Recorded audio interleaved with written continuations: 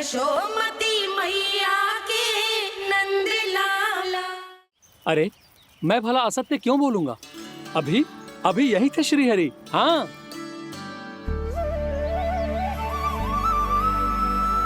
हाँ, जैसे श्री हरि को तो कोई कार्य है ही ना। वो तो आतुर होके बैठे रहते हैं कब तुम हरि हरि बुलाओ और वो दौड़े चले आए। भगवान तो भक्तों के पास आने के लिए सदैव आतुर रहते हैं। बल्कि सत्य तो यह है कि भक्तों के मन में ही निवास करते हैं भगवान। भगवान तो भक्त के पास आने के लिए सदैव ही आतुर रहते हैं शंकरी मौसी। बल्कि सच्ची बात तो ये है कि भगवान हमारे मन में ही निवास करते हैं। कम से कम तू तो इसे बढ़ावा मत दे जशोदा। जब देखो जब हरि नाम की रट लगाए रहते है। हरि बोलते बोलते ऐसो बावलो होता है कि सारा कार्य भूल जाता है। 2 दिन से अपनी मटकी के लिए चक्कर काट रही हूँ। अभी तो एक चक्कर और लगाना होगा आपको। आपकी मटकी तैयार हो गई है, अभी लाता हूँ।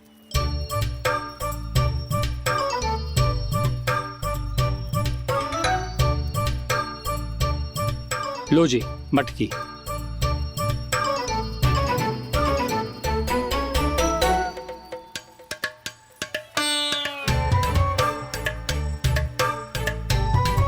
इस कच्चे मटके का क्या करूं मैं? हाँ? पर इसे तो मैंने भट्टी में पकाया था। अब तू ही देख ले कितना ध्यान रहता है इस कार्य पे। और कह तो है कि श्री हरि आते हैं इससे मिलने। हाँ आते हैं और आगे भी आएंगे हमारे श्रीहरि हमसे मिलने। और आके मोक्ष देंगे, है ना? मांगूंगा तो मोक्ष भी दे देंगे, मांगूंगा तो मोक्ष भी दे देंगे, मांगूंगा तो मोक्ष भी दे देंगे। अभी तो ये बता कि तू मुझे मेरी मटकी कब देगो? और मेरी मांग कब पूरी करोगे भोला राम जी? मेरो घड़ा मेरे दिए तो तैयार है ना कल एकादशी की पूजा और व्रत के लिए। एकादशी का व्रत? हाँ, एकादशी का व्रत। इसे करने से श्री हरि बहुत प्रसन्न होते हैं। अच्छा, फिर तो अभी लाया।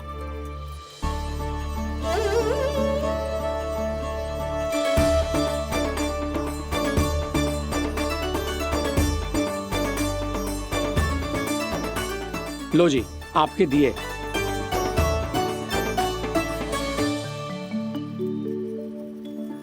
और जो हमने मांगा है वो? बाकी सब शेष द्वादशी के दिन मिलेगा, क्योंकि कल मैं भी एकादशी का व्रत रखूंगा, क्योंकि कल मैं भी एकादशी का व्रत रखूंगा, क्योंकि कल मैं भी एकादशी का व्रत रखूंगा।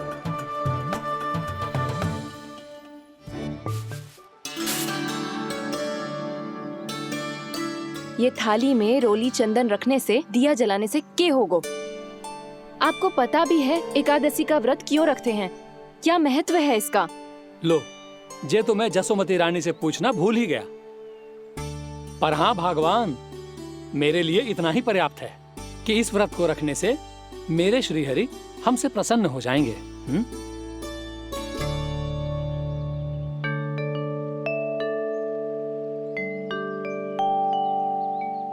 नारायण ही जाने ऐसे कैसे पूजा करते हैं जे श्री हरि की एक मूर्ति तक ना है इनके पास।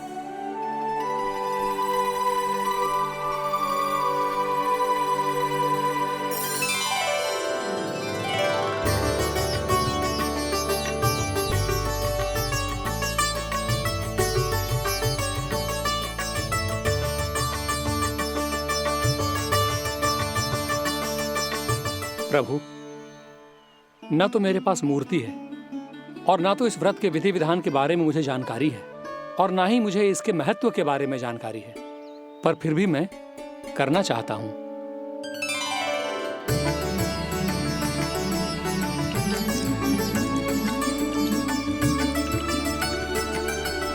इसीलिए मैं दृढ़ संकल्प लेता हूं, पूरी निष्ठा के साथ, श्रद्धा के साथ और पूरी आस्था के साथ मैं इस व्रत को संपन्न करूंगा।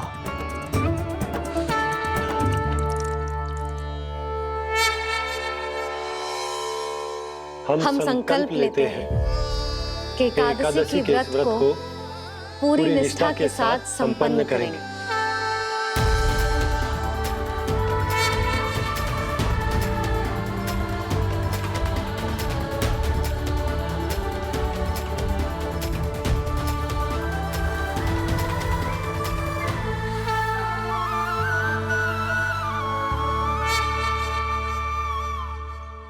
तुलसी जी के पत्ते तो हैं ही ना। श्री नारायण को तुलसी जी के पत्ते के बिना भोग ना चढ़तो है। जानकी, तुलसी के पत्ते कहाँ हैं? भाभी, मैं तो कब से यही पूछना चाह रही थी कि तुलसी के पत्ते लाऊं क्या, पर आप तो व्यस्त थी ना। तुझे कितनी बार समझाओ है ना, यदि तेरे कछु करने से किसी और की कोई हानि ना हो रही हो या किसी के अच्छे कार्य में सहायता हो रही हो तो मुझसे आज्ञा लेने की आवश्यकता ना है। समझ गई भाभी, आगे से जाना उनको। ले अभी लेकर आती हूँ।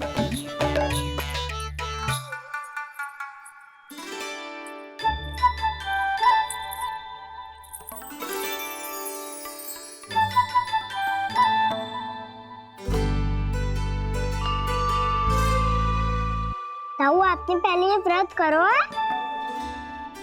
आपको इसका महत्व पता है? भाभी चले। जानकी, तुमने ये व्रत करो है? फिर तुमको इसका महत्व पता है? सुमति जी, आपको पता है इसका महत्व? कान्हा, क्यों तंग कर रहे हो सबको? मैया, सबने करो ये व्रत, मुझे भी करना है।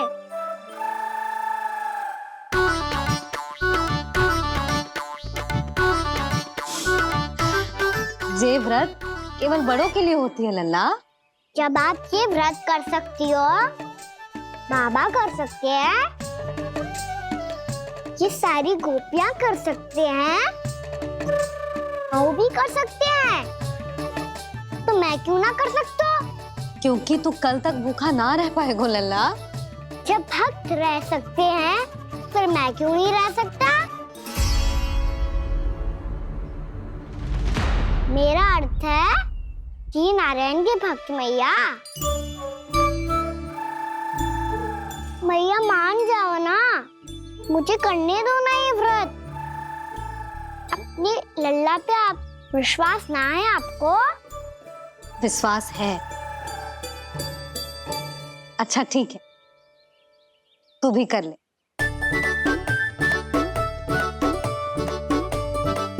पर मैया, व्रत की कथा तो सुनाओ। मैं तो अबध हूँ ना, मुझे कैसा पता चलेगा कि ये व्रत करते क्यों हैं?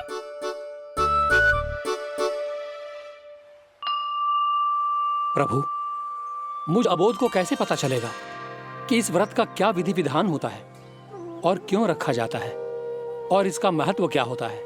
मुझे तो आप ही बता सकते हैं प्रभु। जब व्रत कर रहे हैं तब उसका महत्व भी पता होना चाहिए ना। बताओ ना मैया, क्यों रखते एकादशी का व्रत? इसके लिए तो तुझे एकादशी की कथा सुननी होगी। सुनेगो ना?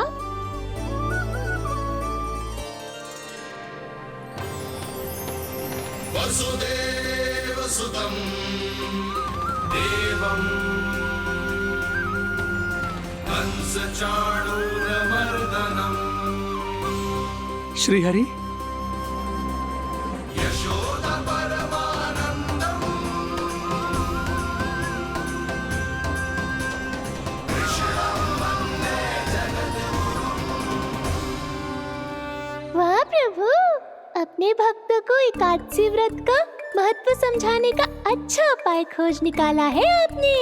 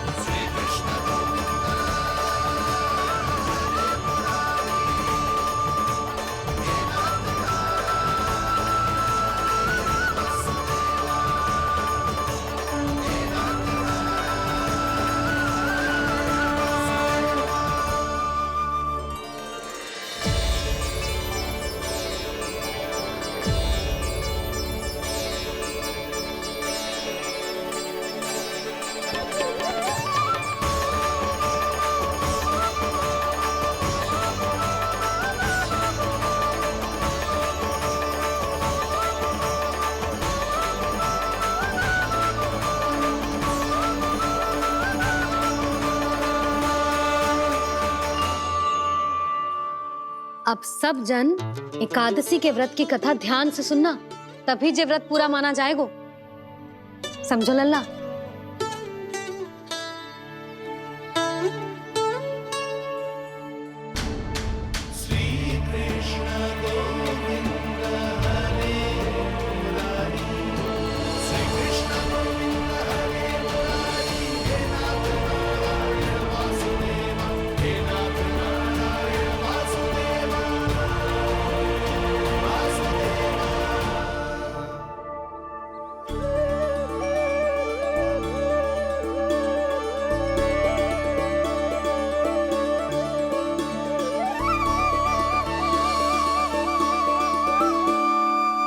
सतयुग में चंद्रावती नाम के नगर में मूरा नाम का एक असुर राज्य करता था। ओम ब्रह्मदेवाय नमः। ओम ब्रह्मदेवाय नमः। ओम ब्रह्मदेवाय नमः। ओम ब्रह्मदेवाय नमः।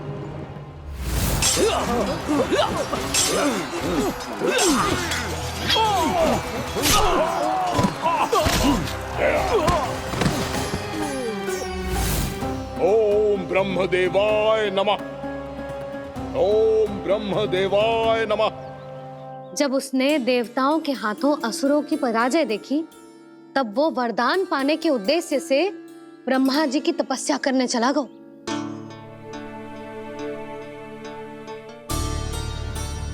शीघ्र ही मूरा की तपस्या सफल हो गई और ब्रह्मदेव जी उससे प्रसन्न हो गए। ओम ब्रह्मदेवाय नमः। ओम ब्रह्मदेवाय नमः।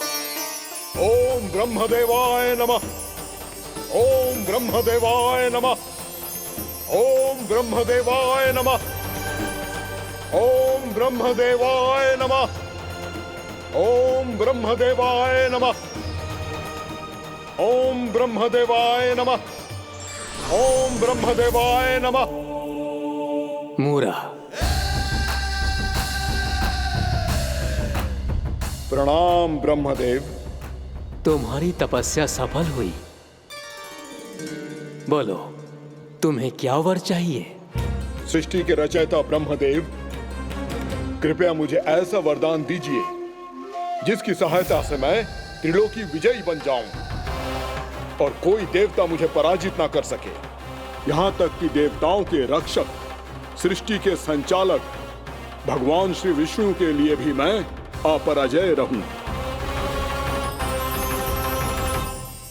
तथास्तु, तथास्तु, तथास्तु। प्रणाम ब्रह्मदेव।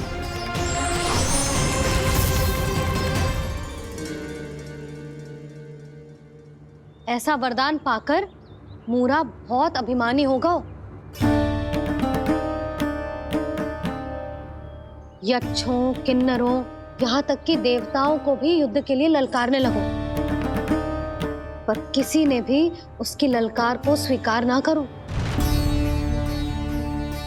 क्योंकि सभी उसकी शक्ति से बहुत भयभीत थे और उसके सामने युद्ध किए बिना ही अपनी पराजय स्वीकार करने लगे। और फिर दंभ में आके उसने स्वर्ग लोक पर भी आक्रमण कर दिया और देवराज इंद्र तक को चुनौती दे डाली।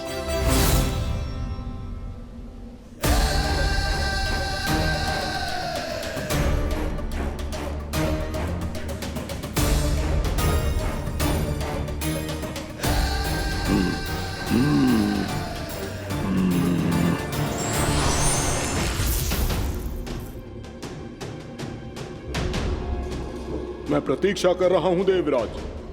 क्या उत्तर है तुम्हारा? मुझसे युद्ध करोगे या फिर बिना लड़े ही पराजय स्वीकार कर मेरे अधीन हो जाओगे और सौंप दोगे मुझे अपना ये स्वर्ग लोक?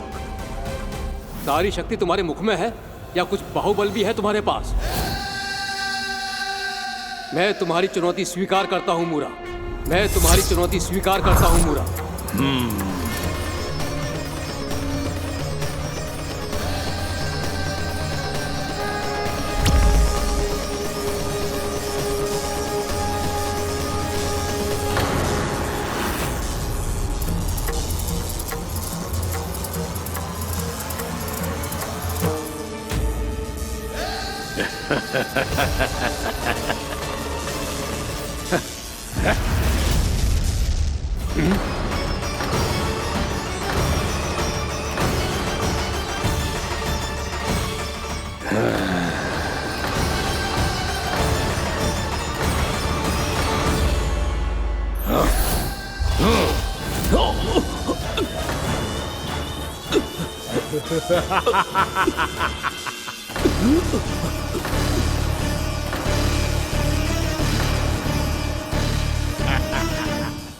ठहरिए देवगण। असुर राज मुरा को ब्रह्मदेव का आशीर्वाद प्राप्त है। आप में से कोई भी इन्हें पराजित नहीं कर पाएगा।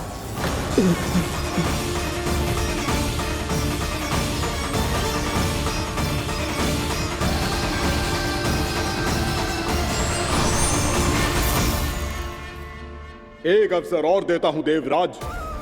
युद्ध या अधीनता, क्या उत्तर है तुम्हारा देवराज?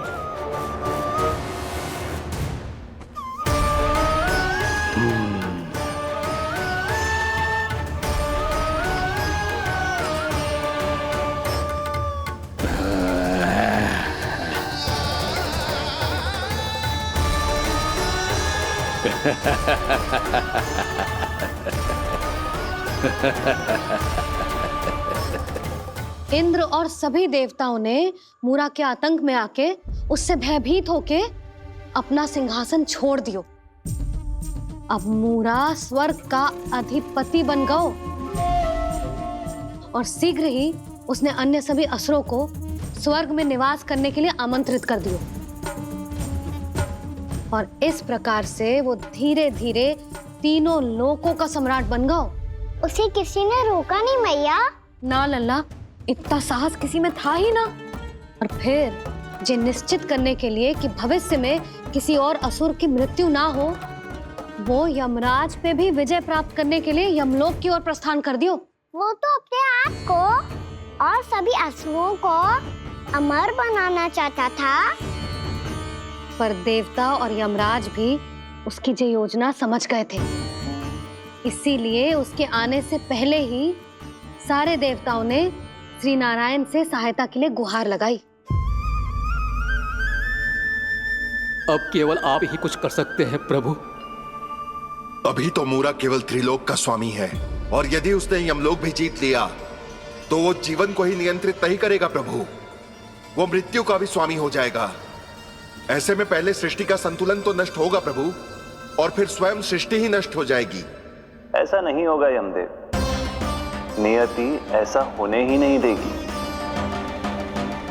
विधि रचेगी खेल और मैं बनूंगा माध्यम। असुर राज मुरा का सामना मैं करूंगा।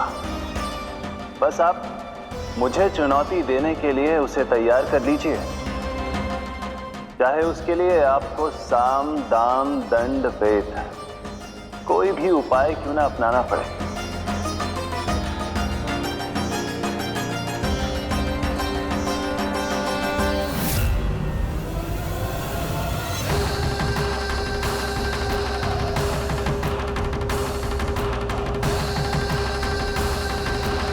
आप तो मेरी प्रतीक्षा में पहले से ही खड़े हैं यमदेव। तब तो आपने मेरी चुनौती के बारे में भी सुना ही होगा। कहिए, क्या उत्तर है आपका? मेरा स्वागत करके अपना राज्य त्यागेंगे या मेरा सामना करके अपने प्राण? असुर राज मुरा का सामना मैं करूंगा। बस आप मुझे चुनौती देने के लिए उसे तैयार कर लीजिए, चाहे उसके लिए आपको साम दाम दंड भेद कोई भी उपाय क्यों ना अपनाना पड़े।